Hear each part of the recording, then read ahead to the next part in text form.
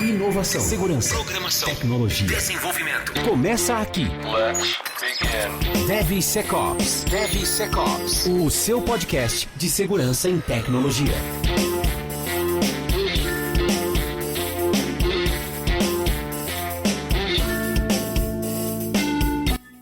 Fala galera, tudo bem com vocês? Sejam muito bem-vindos a mais um episódio do DevSecOps Podcast. Eu sou Cássio Pereira. Eu sou o Marcos Santos. E eu sou o Rodrigo Balbino. E você está no episódio... Peraí que eu perdi a linha de raciocínio aqui. Você está no episódio 16 da terceira temporada. É tanto episódio que eu me perco. 16 da terceira temporada, onde a gente vai continuar a nossa série sobre o SDL. Detalhe que esse episódio está indo ao ar no dia 4 de maio, na verdade, né? 4 de maio de 2022. Então, a gente continua hoje a nossa série do SDL de 12 episódios. Hoje, episódio número 2, onde você vai ver a gente falar sobre Security Requirements. Antes de falar sobre Security Requirements... Se você caiu neste episódio agora, tá conhecendo o podcast por aqui, volta vai ser bem interessante seguir essa série. Volte uma casa e continue... Mas antes de a gente começar a falar sobre o episódio de hoje, deixa eu lembrar aqui que o DevSecOps Podcast tem o apoio da Checkmarx e da Nova 8, que são especializados em segurança de sistemas e código seguro. O link da Nova 8, distribuidora do Checkmarx no Brasil, está abaixo na descrição do episódio no YouTube, tá? Então, os links sempre ficam lá no YouTube. Bom... Então, episódio 2 da nossa série de 12 episódios, né, do SDL, Microsoft SDL lá, né, aquelas boas práticas de segurança, processo de segurança, enfim. Define Security Requirements, exatamente para a gente falar sobre requisitos de segurança. É uma coisa muito importante, eu vejo talvez como um dos principais causadores dos custos e do esquecimento e de deixar a segurança para depois nas empresas. São, né, os requisitos de segurança. Então é um pouquinho do que a gente vai falar hoje. E eu queria já puxar um ponto aqui de discussão. Talvez o Marcos possa começar a discutir sobre isso. É o seguinte, seriam requisitos de segurança custo a mais? Né? As empresas enxergam isso como um custo a mais, ou a galera acha isso como custo também, não só dinheiro, mas tempo também, né? Vai investir mais tempo para fazer isso. Por isso que eles deixam de lado e depois vem à tona. Como é que você enxerga isso aí, Marcão? Eu enxergo que sim, hoje as empresas ainda veem a área de segurança como custo, infelizmente, não como um investimento que é o que nós seríamos hoje, e isso acarreta em diversos problemas, né? Não ter os requisitos necessários para o mínimo de segurança possível dentro daquela aplicação, por estar utilizando um software, nada contra o open source, tá, pessoal? Mas dependendo da tecnologia que você está usando, o open source não vai ser o suficiente ou não vai dar a segurança necessária para você estar com aquilo em produção. Então você acaba usando algum software ali de licenciamento estranho, que não vai fazer uma abrangência legal dentro do seu parque tecnológico. A própria área em si, você acaba contratando profissionais com não tanta experiência devido a ser um custo e você tem que baixar o budget ali para contratação. Você acaba não tendo ali ferramentas que o pessoal da área necessita para utilizar, para poder fazer um bom trabalho. Você acaba tendo, vamos supor, 500, 600 desenvolvedores para 2 pessoas de segurança, o que fica impossível de controlar dentro da empresa.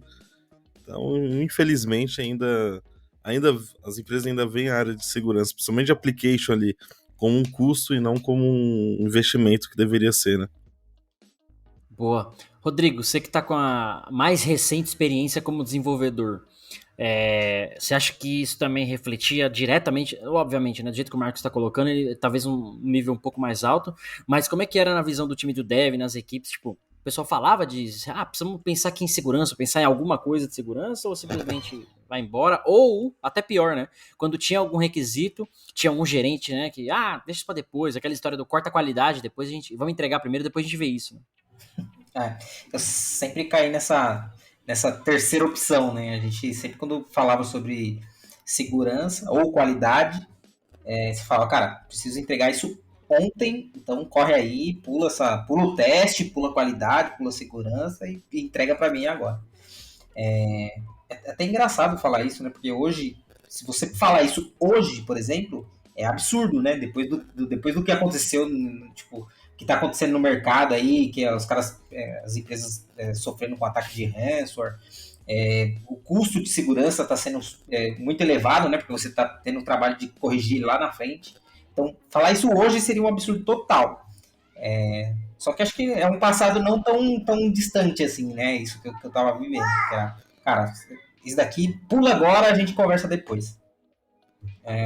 Mas acho que é bem importante, cara. Acho que é uma coisa que está mudando aí o mercado e a gente está vendo mais isso. A gente está vendo as empresas se preocupar mais, cada dia que passa eles se preocupam mais com isso. Né? Boa introdução que vocês deram. E eu assino embaixo, adicionando ainda o seguinte comentário, né? O próprio SDL nos mostra isso, é isso que a gente vai explicar aqui hoje. Lá no SDL, o título, né, é Define Security Requirements. Então dentro do seu ciclo de desenvolvimento, tira lá um momento que você vai definir requisitos de segurança. Assim como, e aí eu sempre gosto de falar, né? Assim como, ou assim quando você tiver definido os requisitos do próprio software, requisitos funcionais, requisitos não funcionais, você também faz os requisitos de segurança, porque eles vão fazer parte do seu software, eles vão compor o seu software. Eu diria até que eles são o seu software. Saca? Eu trabalhei numa empresa uma vez que tinha uma discussão, sempre tinha uma galera de segurança discutindo junto com o usuário e o time de dev sobre os requisitos do software, nas plannings, né, e reuniões de cerimônias lá, enfim. E a discussão do requisito em si era se ele ia, por exemplo, precisa de uma tela de login, então o requisito funcional o cara põe o e-mail, o cara põe a senha, valida no banco, clica no botão, tá logado ou não tá logado.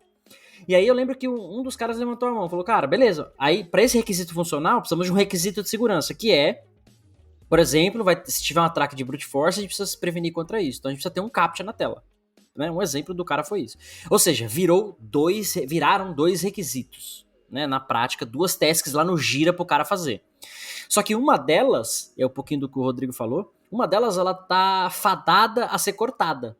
Porque ela não agrega o valor de fato pro funcional do negócio. Né? Você não precisa do CAPTCHA pro negócio funcionar. Você precisa do CAPTCHA pro negócio ser protegido. Então quando chegava lá na frente do atraso, algum problema acontecia, esse requisito de segurança aqui, tira fora. Apesar de ele estar definido, mas tira fora. Depois a gente vê.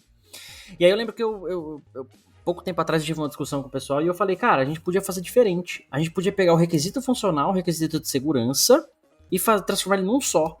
Então o requisito funcional ele passa a ser já com o requisito de segurança embutido. Então quem for implementar aquilo, quem for ler aquilo, interpretar aquilo, de fato ele vai falar, pô, legal, eu preciso de uma tela de login com CAPTCHA. No requisito funcional. E não um requisito funcional com uma tela de login, um requisito de segurança que seja o CAPTCHA. Para que ele não seja candidato a ser cortado, ou candidato a virar backlog, ou candidato a sair sair da frente para qualquer outra entrega. Né? Até dando spoiler um pouquinho da solução, né? Tô falando um pouquinho disso. Faz sentido pro caramba. Não, pode falar, Rodrigo, pode falar. É interessante até você falar isso daí, que eu tive... Foi essa forma que eu encontrei também para conseguir incluir qualidade e segurança dentro do processo de desenvolvimento. Então, no começo eu via resistência, né? Sempre que eu sinalizava os passos que eu tinha ali durante o desenvolvimento, sempre alguém conseguia tomar uma decisão para, cara, vem aqui, corta isso, corta isso, corta isso. E daí, o que eu comecei a trazer para mim no meu dia a dia, no dia a dia do desenvolvimento eu vou absorver tudo isso que eu preciso, vou absorver, isso daqui é imutável para mim. E eu não vou abrir, não vou deixar claro para o usuário final o que faz parte do meu processo. Até porque, tecnicamente, quem entende sou eu, não é o usuário. Então, eu já vou agregar o tempo aqui, a duração de tudo no software. Desde a implantação de teste, de qualidade, de segurança. Então, eu comecei a conseguir fazer rodar e conseguir ter o SDL em si, quando eu comecei a ocultar isso do usuário e puxar mais a responsabilidade para o próprio time. Então, cara, é imutável, a gente não fala, nem precisa falar sobre, a gente vai garantir que tenha qualidade, que vai ser entregue e que vai estar com segurança. Então, foi a única forma que eu encontrei assim, de fazer a coisa funcionar. É legal que você tenha lembrado desse tipo de implantação. Boa, Marcos, você ia comentar alguma coisa aí, Marcos? Não, eu ia comentar que é justamente isso, né? Quando você junta os 2 requisitos, que é uma das suas ideias aí que eu acho mais brilhantes, você acaba não tendo que cortar, né? A pessoa acaba tendo que executar aquilo de alguma forma, senão vai ter que voltar para a mesa para um planejamento de novo dos requisitos. E acaba trazendo a sprint, o projeto, etc. Então, essa solução de juntar tudo num requisito só é maravilhosa. Inclusive eu já vi discussões do pessoal, você tem um requisito funcional, requisitos não funcionais. O sistema precisa performar bem, precisa resposta ser em X segundos e tal. Requisitos não funcionais são implícitos e muitas vezes eles são... Você não para implementar ele. Ele acontece, ele tá ali, né, de uma maneira bem mágica. O requisito de segurança, às vezes, ele considera como um requisito não funcional. Na prática, é verdade. Né? Cara, para funcionar uma tela de login, você precisa de um CAPTCHA. Você precisa de um usuário sem valida a autenticação de alguma forma. Você precisa de um CAPTCHA, né, por exemplo. Mas é implícito hoje que a segurança faz parte do produto. Então, o usuário final, ele não precisa falar, eu preciso de uma tela com segurança. Eu preciso de uma tela de login com segurança. Eu preciso acessar o meu banco com segurança. Eu preciso fazer Ele não vai pedir isso. Às vezes o usuário dentro de uma empresa definindo um requisito para um software, talvez. Aí, olha só, linkando com o episódio passado de treinamento. Se todo mundo foi treinado, esse usuário vai pedir um requisito agora com segurança.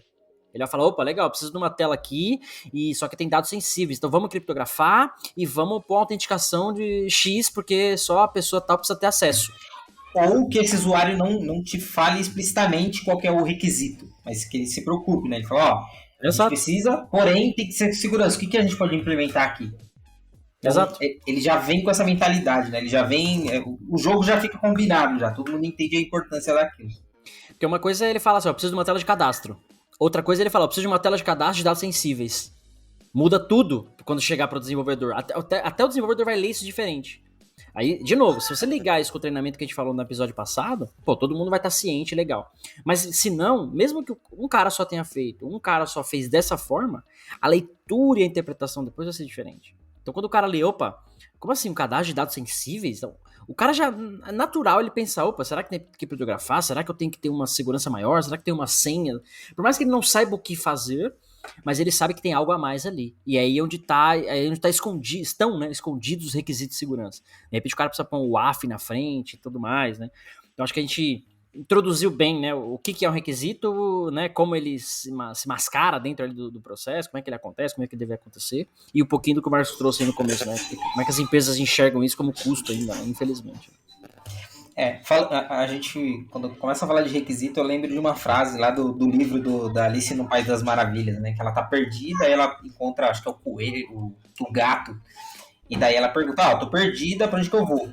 Aí falou, pra onde você quer ir? Ela, não sei. Falei, então qualquer caminho serve, mano. Pega aí e vai embora. É a mesma coisa com requisito. É o melhor, esse bagulho é o melhor. E com requisito é a mesma coisa, né? Se você não sabe pra onde você quer ir, se você não tá definido, você não tem uma definição, então faz de qualquer jeito aí que qualquer caminho serve. Você vai chegar lá, vai se ferrar, aí depois você vai ter que voltar e começar a pensar em segurança de novo. Então, vá. Defina seu requisito, você sabe o que você vai esperar, você sabe o que você vai pedir para o time de desenvolvimento, você sabe o que você vai testar, você sabe o que você está entregando. Então, acho que é o fundamento de tudo. É aquilo que a gente falou até num episódio passado sobre thread modeling, que faz parte, vai fazer parte. Você está evitando de criar já vulnerabilidade. Então, você ainda está no primeiro processo, como eu posso dizer, na etapa mais barata de pensar em segurança, né? Que é quando você está desenvolvendo. Na parte de modelagem de ameaças ali, onde o custo é baixo ainda, né? Inclusive, o próprio SDL da Microsoft, eles recomendam você fazer executar essa etapa 2 aqui, né, de Define Security Requirements, na fase de design do seu produto, do seu software. Porque é nessa fase que você está ali fazendo modelagem de ameaças, por exemplo, né, você já tem alguns requisitos e tal. Nesse momento, você não tem software ainda, você está pensando nele como ele vai ser, e aí você fala, legal, então aqui eu preciso ter essa proteção, aqui eu preciso ter resolver esse problema. E como é que, acho que é legal a gente passar para a próxima etapa, né? Como é que eu sei definir esses requisitos? Onde eu olho para falar assim, legal, aqui eu tenho um problema e eu preciso resolver ele com requisito de segurança. E eu acho que o primeiro etapa, até o Marcos deu uma pincelada aí agora, é o Threat Modeling. Quando você faz a modelagem de ameaças, você vai ter as ameaças possíveis daquele software. Cada ameaça, por si só, é um requisito. Cada ameaça por si só, ela vai derivar de alguns requisitos de segurança. Porque você precisa se proteger daquela ameaça. Com 1, 2, 3, 10, 20 requisitos de segurança. Então, a ameaça é o cara fazer um Broken Access Control, por exemplo. Tentar quebrar minha autenticação. CAPTCHA, Web Application Firewall, rate limit na sua API de autenticação, né, botando um API Gate e tal. Já falei 3 coisas, por exemplo. Já são 3 requisitos funcionais para proteger de uma ameaça. Então, olha só, a gente vai falar de modelagem de ameaça mais para frente, né, em outro episódio. Mas sem ele, você não consegue fazer isso, por exemplo, que é definir requisitos de segurança. Se o teu usuário não pede, se você não tem um analista de sistemas, vamos colocar assim, que tem essa visão. E aí vem a minha pergunta. Quem define os requisitos de segurança? Quem? Eu acho que nesse caso aí é um conjunto de quens. Você consegue alimentar requisitos de segurança a partir do threat modeling. Então, se seu time está fazendo threat modeling, você já pode criar uma base de requisitos de segurança que vai linkar, por exemplo, sempre que você falar de web, por exemplo, você tem input de dados. Você já deixa definido esse requisito de segurança. Então, você vai alimentando essa base de conhecimento. Então, quando alguém, por exemplo, uma nova equipe cria um novo projeto, assim que ele puxar os componentes, automaticamente ele já está puxando requisitos de segurança também. Então, é uma aplicação que ela é exposta para a internet. Cara, a aplicação exposta, ela já tem os seus próprios requisitos. Segurança, autenticação, log. Então, para cada componente, você linka o requisito. Então, acho que aí ela viria automática, depois que você tivesse essa base de conhecimento, né? Talvez você pode começar a alimentar isso a partir de informações, sei lá, até pela internet mesmo. Tem muita gente que já compartilha muita coisa. Então, você começa a pensar em segurança, começa a analisar, pegar as boas práticas e entender, tá, o que eu preciso garantir quando eu tenho input de dados? O que eu preciso garantir quando eu tenho armazenamento de dados? O que eu preciso garantir quando eu tenho comunicação entre serviços? Então, ele vai se autoalimentando. Eu acho que seria o primeiro passo ali, né, dos quens. Seria essa parte automática. Ela viria em conjunto com o componente. Eu penso assim também, só que eu penso que você pode pegar, se você não souber, não tem um time de segurança ainda, pegar o padrão ali, vai no Google e ver o que eu coloco numa modelagem de ameaça inicial. Pega ali alguns requisitos básicos para você ter uma ideia e começa por ali. Pra mim você vai ter um norte por onde você começar, né? Então, olhar o modelo, né? Olhar como os outros fazem ajuda muito, né? Ajuda e facilita. E depois você vai criando a base, igual o Rodrigo tá falando, que aí fica mais fácil para as outras aplicações. Mas no começo, se não tem nada, pega o que o mercado já faz. Já ajuda, já mitiga um pouco. Sim, e complementando isso que o Rodrigo colocou, usar essa base de conhecimento, de prateleira, né, vamos dizer assim, de modelagens padrões, de requisitos padrões, eu acho que tem um material muito mais rico ainda, dependendo do nível da empresa, obviamente, que é a base de incidentes que já aconteceram na sua empresa. Então, se você tem uma empresa, você está numa empresa grande que já tem, né, não começou do zero, né, não começou hoje, você está ali, já tem uma base, tem produtos novos e softwares novos acontecendo a cada dia, e você tem lá, de repente, tem um time de segurança, um time de resposta a incidentes, buscar essa base de incidentes que já aconteceram. Então, já sofremos SQL injection, já sofremos um vazamento assim, já sofremos isso, já sofremos aquilo. Essa base, ela já te alimenta para os novos projetos como requisito de segurança. Cara, já tivemos SQL injection. Então, todo consulta aqui tem que ter esse tratamento X. Então, todo software tem que ter esse requisito para validar lá no SAST, para validar lá no DASH, para validar não sei aonde. Pô, já tivemos um problema com vazamento de dado porque tinha credencial chumbada no código. Opa, então temos um requisito aqui para todo o código, não pode ter e tem que ter uma validação automatizada, uma validação num code review. Então, a própria base de incident response, o próprio resposta a incidentes, né, o time de resposta a incidentes, a base deles vai te ajudar também a alimentar a sua base de prateleira, como o Rodrigo colocou, né, a sua base de requisitos, para que você tenha ali um padrão de requisitos de segurança para os softwares que você está desenvolvendo novo, os projetos que você está desenvolvendo novo, com base nos problemas que você já teve. Nada mais natural do que pegar os erros, os problemas que já teve e resolvê-los nas próximas versões. Né? Nada mais natural que isso. Eu acho que a gente acabou falando o como fazer do que o quem. Então, por exemplo, quem deveria estar preocupado exatamente com isso, né? De trazer essa base de conhecimento de algum resposta a incidente. Vai lá, Rodrigo, vai lá. O Rodrigo vai fazer uma modelagem de ameaça ali agora, daqui a pouco ele volta. Enquanto ele volta ali, ele sofreu um incidente ali da neném dele. Mas enquanto ele volta, acho que focando nesse quem ainda, né? De verdade, a gente perdeu um pouco a linha daqui, mas eu queria falar de um quem específico, que é o próprio analista. Quem tá direto ligado com o requisito, na definição dos requisitos, ou é o analista, ou é o usuário, um PO participa disso, de certo modo. Mas o dev, ele executa o requisito, ele cria faz aquele requisito ter vida.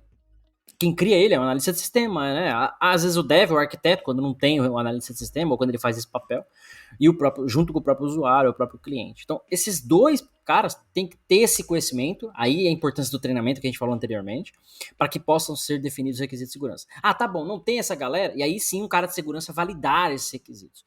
Putz, não tem essa galera, aí é importante, aí cada vez faz-se mais importante a figura do tal do Security Champion, Security Owner, sei lá o Security que você quer chamar.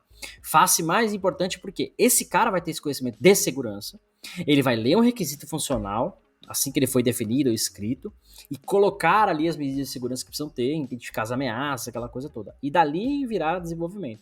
Sem essa figura, ou sem o treinamento da galera adequada, perdeu-se. Vai cair num próximo problema que eu quero discutir no outro tema, né? Marcos, você ia comentar sobre o quem, né? Quem pode fazer isso também? Não, eu ia comentar também, só que você acabou falando lindamente aí. Lindamente. Mas eu acho que é isso mesmo, né? Não tem alguém específico, bota o desenvolvedor fazer o analista de sistema junto com o DBA, junto com o arquiteto da solução. Se não tem, aí fica um pouquinho difícil. Aí você vai ter que você mesmo botar a mão na massa, pegar alguém ali do time de TI no geral, né? Pra tentar ajudar dessa maneira.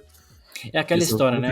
É aquela história que eu sempre falo. A segurança é a responsabilidade de todos e ela é implícita no produto. Então, assim, não é porque não tem um cara de segurança, ou porque o dev não tem treinamento, ou porque o analista que não vai fazer. Alguém tem que fazer, alguém tem que sentar e falar, cara, precisamos se preocupar com isso. Que você não tem o conhecimento que precisa, mas que você levante a bandeira para que a empresa, para que os outros se preocupem com isso e comecem a implementar de alguma forma. De alguma forma. Inclusive, a gente trouxe isso no outro episódio lá, falando sobre quais eram as skills que eram diferenciais, né, obrigatórias, que é justamente isso. Até porque cada situação vai depender, né? Então, às vezes a empresa tem uma equipe mais enxuta, às vezes outra empresa tem tudo bem definido. Então, vai depender do ambiente que você tá. Então, só que, independente de qual ambiente, você precisa de alguém que tenha essa visão de dono, né? A pessoa que quer ver a coisa acontecer. Sim, e garantir a qualidade. Qualidade é uma coisa, mas garantir a segurança de fato. Porque eu sempre bato na tecla, velho. Quando você tá lidando com e-commerce, com um sitezinho XXX, beleza. Mas quando você tá lidando com um sistema crítico, não dá pra pensar, não vou fazer. Mano, você vai parar uma sociedade, vai parar uma cidade, vai parar uma empresa crítica, né, de infraestrutura crítica, parar fornecimento de água, parar fornecimento de energia, vai... Então, assim, não dá pra pensar em não fazer isso. Tem que ter. Então, por isso que tem que estar bem definido, né? Só não para esse site XXX aí que vai ter outra coisa, né? Site XXX. Aliás, um desses sites XXX aí famosos, os caras fizeram um bug bounty externo, convidando a maior galera para achar a vulnerabilidade de segurança e tal, para o site estar seguro e garantir a sua boa e velha pornografia, né? Inclusive, a gente tem... Até testar o sistema de antifraude deles, né? É verdade. E a gente tem que dar graças à evolução da internet para esses sites aí, né? Verdade. E temos mais um convidado no podcast de hoje, que é a Mariana.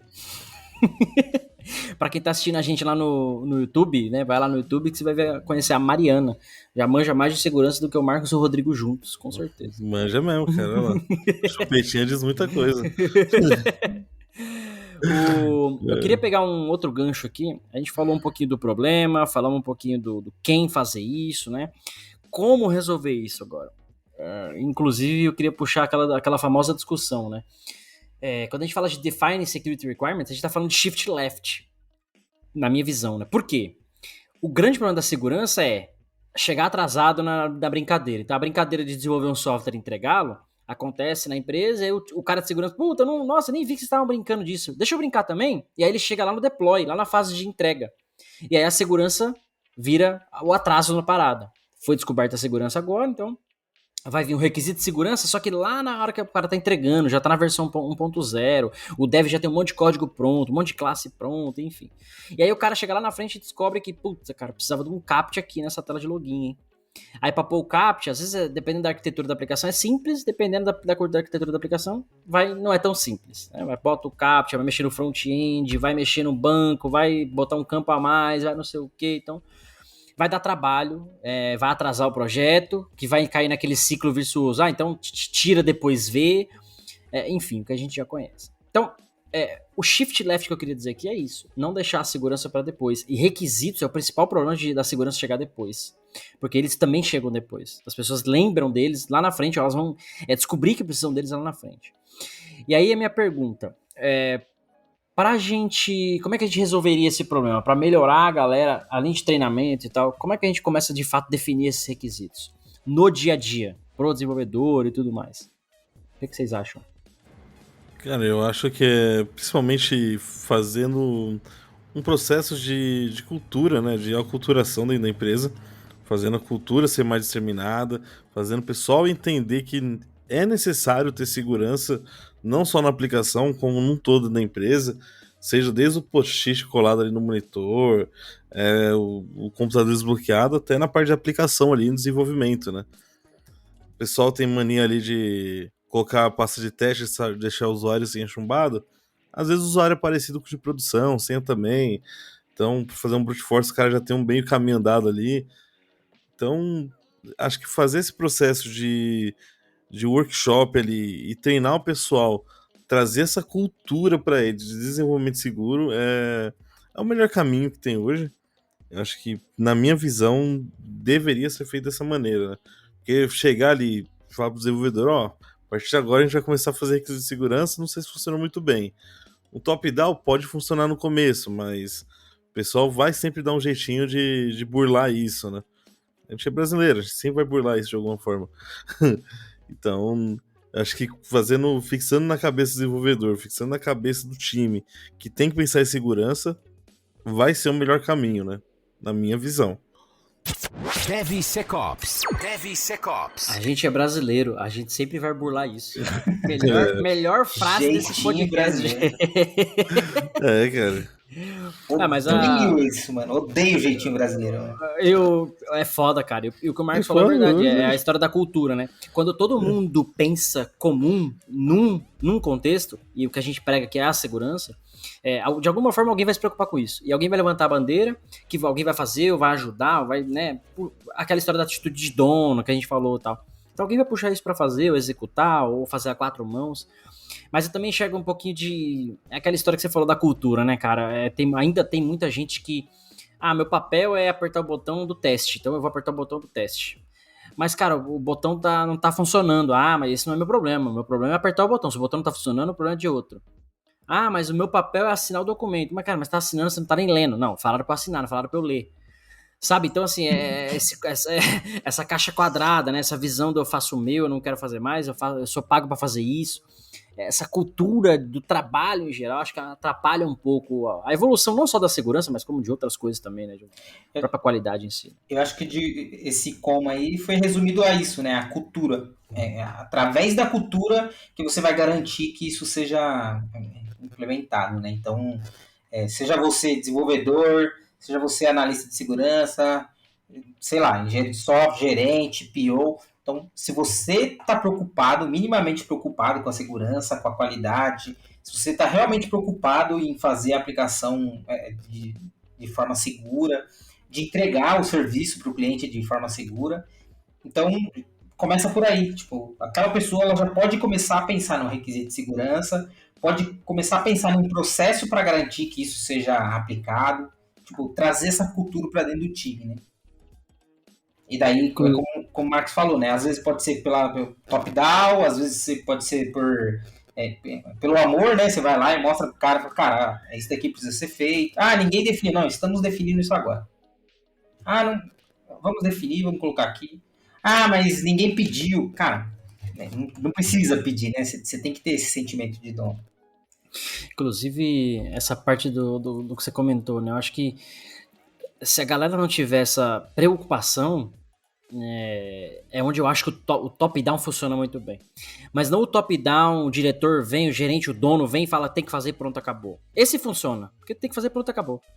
Mas se não tiver uma aquela história, né, que a gente sempre fala também, um processo que garanta isso de alguma forma, não vai andar. Porque o top-down manda quem obedece, como que é? Manda quem pode obedece quem tem juízo. Isso. Alguém pode não ter juízo e não obedecer, e estamos inseguros nesse caso. Mas se você tem um processo, fala, cara, é o seguinte, o processo aqui vai ter um deploy em produção, legal. Então vai ter um comitê de Gmood, muita empresa já tem isso, vai ter um comitê de Gmood aqui, mesmo que seja automatizado, vai subir tudo automatizado, mas tem um comitê que vai aprovar a subida, legal. Então nesse comitê alguém vai olhar para isso aqui e falar, legal, cara, eu vi que você vai subir aqui essa versão, tal. Onde estão cadê o checklist de security requirements? Ah, não tem. Puta, então você tá reprovado no Gmood, amanhã você volta. Acabou. E então tem um processo que valida isso, e veja, um processo com alguém validando isso. Estaria para automatizar de alguma forma? Talvez, mas tem que ter um processo, uma política que garanta isso. Ah, mas eu vou seguir o processo, mas em lugar nenhum diz que eu sou obrigado a fazer isso. Não, a política de segurança da empresa diz que nenhum deploy é feito em produção sem um checklist de security requirements. Ah, mas não tinha requisito de segurança. Cara, todo software tem um requisito de segurança. Nem que seja mas tem que ter. Não faz sentido não ter. Nem que seu software não faça nada, não tem como. Não tem como. Isso você tá falando... Você não tem que fazer nada, ele não pode compartilhar informação. Exatamente. Já tá por aí. Isso que você falou agora é o famoso Quality Gate, né? Ou Security Gate, nesse caso. Você criar barreiras para que impeça que você avance com o seu software sem garantir a segurança ou sem garantir a qualidade que você precisa. Então, a partir do momento que você já está pensando nisso, que você já tem definido alguns requisitos, você cria essa estrutura para impedir que que alguém dê um bypass, ou seja um brasileiro igual o Marcos ali, tipo, vai pular. Então, você cria esse mecanismo de qualidade, né? Inclusive, aqui na empresa a gente está discutindo umas formas de como é que você faz esse checklist de security requirements. E aí algumas coisas, por exemplo, né, alguns security requirements é para validar automaticamente.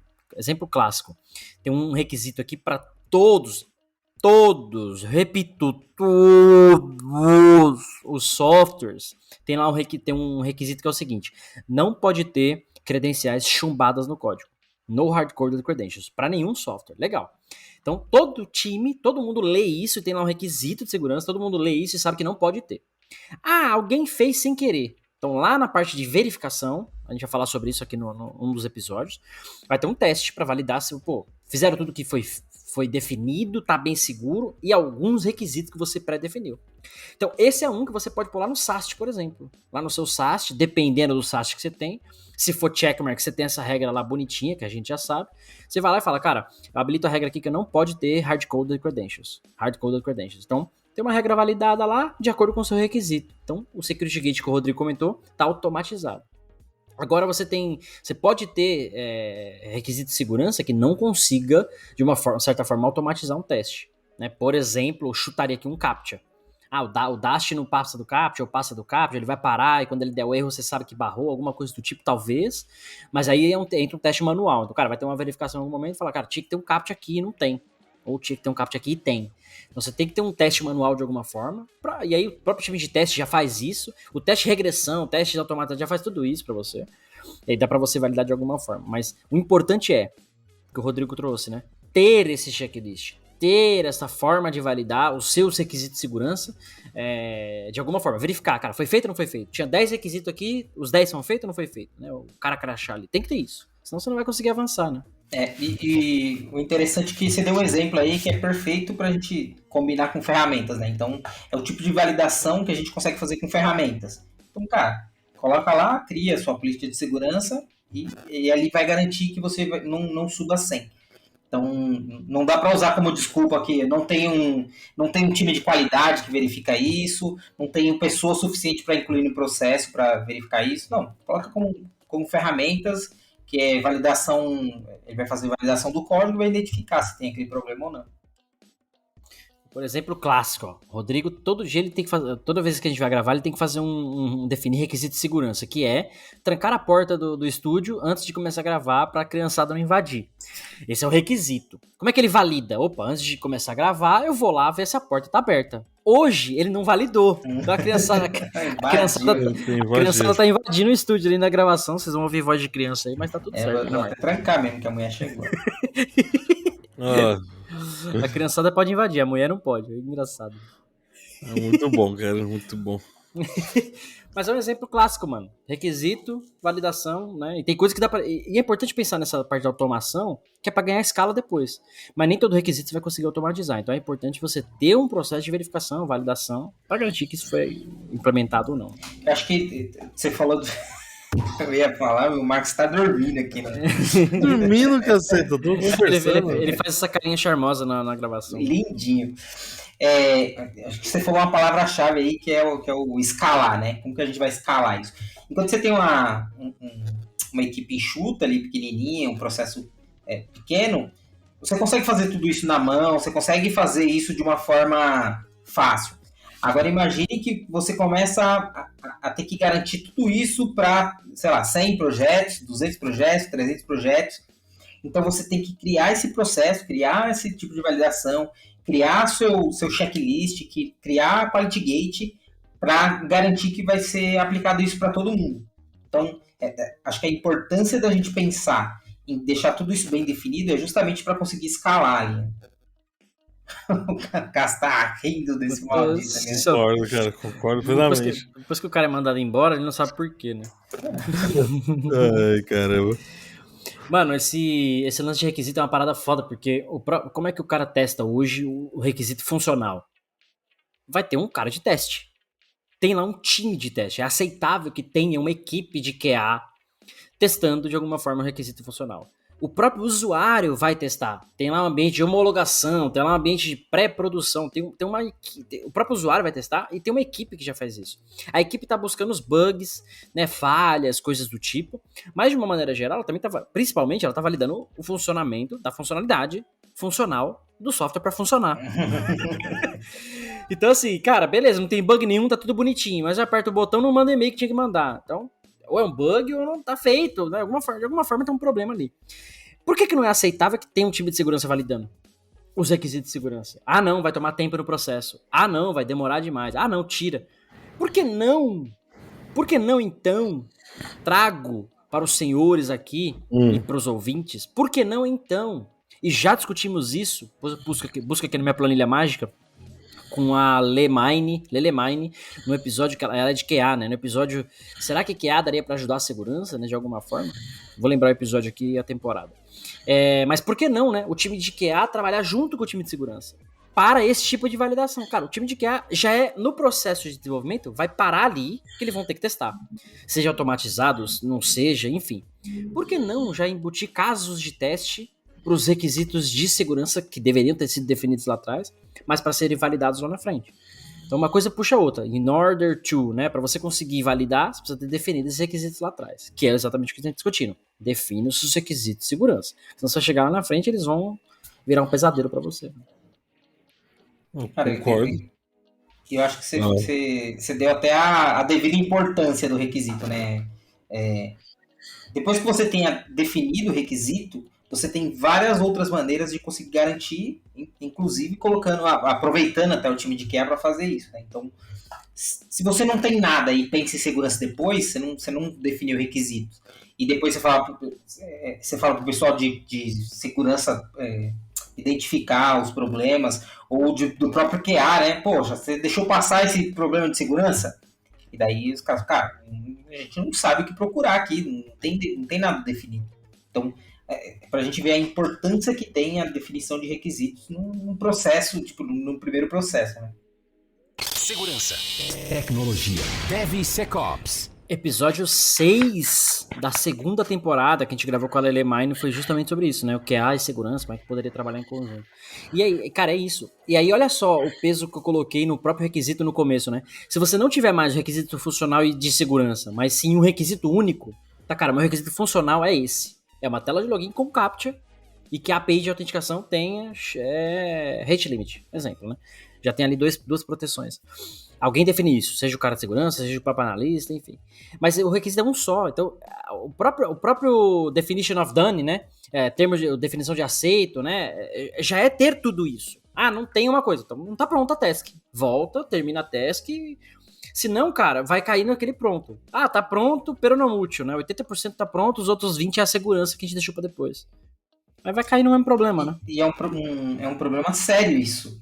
Parece piada, mas é bem comum de softwares começar a ser desenvolvidos sem ter os requisitos até funcionais dele, né? Muito de segurança nem se fala, mas... Praticamente todos que eu conheço começaram sem requisitos, né, Rodrigo? Você começa... O que eu vejo no mercado hoje, geralmente acontecendo são dois momentos no mercado. São aplicações legadas e aplicações... novas aplicações, né? Que geralmente está num time de planejamento e tudo mais. Para essas aplicações novas, todo mundo começa a se preocupar com tudo. Então, você vê isso acontecer. Só que para aplicações legadas, você tem esse problema, né? Você tem uma aplicação que você não tem ela bem definida, você não tem requisitos, você não tem até dono, tipo, você não tem uma equipe que cuida daquela aplicação, você não tem acompanhamento, mas de operação. nem a arquitetura dela também, você não tem nada, cara. Você tá andando ali meio que no feeling, né? Inclusive, sempre que você vê equipe cuidando de aplicação legada, a equipe geralmente é composta de desenvolvedor que são sênior, tipo especialista, porque você precisa de toda essa carga, tipo, você precisa dessa experiência para conseguir lidar com esse tipo de aplicação. Porque geralmente não tem documentação, não tem processo, não é bem definida, não tem requisito funcional, não tem requisito de segurança. Então, é mais trabalhoso, né? Mas, volto a dizer, se você tem aplicações que já nascem com essa visão, elas já nascem com requisito de segurança, já nascem com requisito de funcionais, você tem um outro mundo, né? Você tem uma outra visão, é outra coisa que a gente está falando. E a própria, a gente acabei nem comentando, né? A própria análise de risco, de uma maneira geral, te ajuda a definir esses requisitos. Se você tem uma análise de risco prévia daquilo que você vai construir, tem um risco aqui, então, de, cara, vazar dados de cliente. Esse é um dos riscos que eu me preocupo. Então, eu vou dar uma atenção especial para base de dados, eu vou dar atenção especial para criptografia, eu vou dar uma atenção especial para comunicação, para cadastro, né? Enfim, para as integrações, sei lá. Ah, não, minha preocupação aqui é com fraude. Então eu vou dar uma atenção especial nessas transações, né, e tudo mais. Então, a própria análise de risco te ajuda também a alimentar os seus requisitos de segurança que você precisa construir, né? É importante pensar nisso também.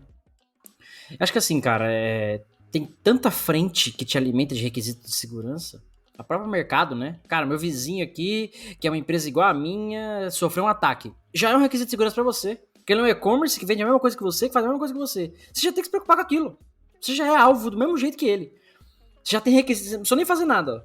Alguém se ferrou por você, você vai lá e cria os requisitos com base nisso. Então até isso serve de matéria-prima. Né? Os requisitos funcionais são a matéria-prima do software, né? Os de segurança também. E só manter lembrado que eles são vivos, né? Você tem que estar sempre alimentando, sempre lapidando ali, entendendo, revalidando. Sim, e tem aquele ponto que o Cássio fala bastante, e eu gosto sempre de repetir, que assim, o trabalho de segurança não é acabar com todos os problemas, zerar os problemas. É dificultar o máximo possível pro cara pensar em ir no vizinho, não em você. É dar trabalho pro cara não te atacar. É isso que é o trabalho de segurança, né? Exato, porque a gente sabe que não existe segurança 100%. Exatamente. Se o time de paquistanês, indiano, chinês, russo do outro lado tiver com muito tempo, ele vai te invadir. Sim. E muito recurso, tempo, aquela coisa toda. Pra quem assistiu Casa de Papel, tinha lá, né, tinha contratado lá, né, depois da segunda fase lá, os paquistanês, lembra? Então ele tinha uma puta informação, tinha infiltrado na comunicação da polícia, cara. Tinha mais poder, então não tem esse sistema seguro, 100% seguro, cara. Porque tem esse sistema muito difícil de você invadir. E esse é o nosso objetivo aqui, tornar difícil o suficiente pro cara desistir de nos atacar. Né? Bom, muita coisa para falar sobre requisito, mas acabou, né? O tempo acabou. A gente deu uma boa explicada pra galera aí sobre requisitos de segurança, como, onde, por que fazer, quem que faz, né? Como é que a gente conseguiria resolver de alguma forma. Lá no meu canal do YouTube vai ter uma pincelada um pouquinho maior ainda sobre isso, depois vocês acompanham lá também. Na segunda-feira eu falei sobre isso já no canal, sobre carreira, que inclusive era exatamente isso, né? Todo mundo que tá procurando vaga já lidou com requisitos na vida, né? Requisito pra vaga. Precisa saber inglês, precisa saber isso. Então aí você lê aquilo e fala, opa, então não vou me candidatar, não tem alguma coisa aqui. Tá lá, o pré-requisito tá lá, o requisito pra aquela vaga tá lá. Defina os seus também, pro seu software, pra sua aplicação, é simples. Quais requisitos eu tenho que ter para que esse software tenha qualidade e segurança pro meu usuário final, pro meu cliente e pra mim como empresa. Boa. Fechou? Comentários finais, piadas não tem mais, né? Graças a Deus acabou as piadas, né? Durante esses 12 episódios que nós iremos produzir, não terá piadinha, que o assunto é sério, que eu vou deixar bem frisado que é muito sério, então não terá piada. Boa. Depois voltaremos. Então eu vou deixar uma frase de impacto. Diga-me com quem andas, não entra mosca. Pense nisso. Antes eu falar uma coisa pessoal, quem estiver escutando a gente aí nas plataformas de áudio, compartilhar com o amiguinho. É importante aí disseminar a cultura de segurança. Quem estiver no YouTube ou no Facebook aí, deixar um comentário, deixar o like aí, compartilhar também. Ajuda bastante aí o nosso trabalho e ajuda o crescimento e novos temas aí pra gente produzir. Tem o canal no Telegram ali no Discord, onde a gente tá sempre publicando coisas importantes, algumas notícias, sempre que for ter live, episódio, alguma coisa ali que o Cássio posta também. E é claro, ali, se você tiver com tempo, deixe sugestão de temas pra gente. A gente gosta, a gente gosta de produzir esses temas aí que o pessoal mais curte, né? Isso aí. Boa. Então, é nóis. Mais um episódio da nossa série do SDL. Segundo ainda, tem 10 pela frente. Mas tem episódio pra caralho, mano. Vamos passar. Vai virar o ano aqui fazendo episódio do SDL aqui. Mas é importante que o pessoal vai aprender a fazer software seguro, né? Bom, obrigado, gente. Eu sou o Cássio Pereira. Eu sou o Marcos Santos. E o Rodrigo Balbino. E tinha a Mariana também no episódio de hoje, mas tadinha, ela já saiu, né? Já vazou. Então é isso, gente. A gente se vê na semana que vem. Valeu. Valeu, beijos. Termina aqui DevSecOps. O seu podcast de segurança em tecnologia.